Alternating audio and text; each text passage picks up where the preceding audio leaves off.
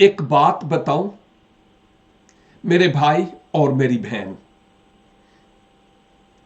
माजी के तमाम तजर्बात से मैंने सीखा है और खुदा के बड़े बड़े सूरमाओं की जिंदगी में से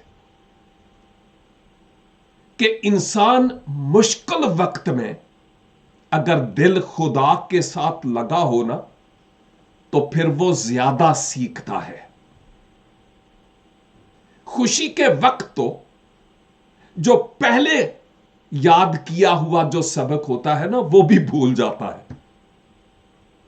तो जब मुश्किलात और तूफान हमारी जिंदगी में आए, आंधियां चलें, तो हम जाने कि यही सीखने का वक्त है कि इसके पीछे खुदा का क्या मकसद और क्या मुद्दा है।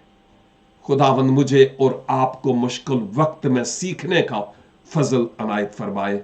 And God bless you.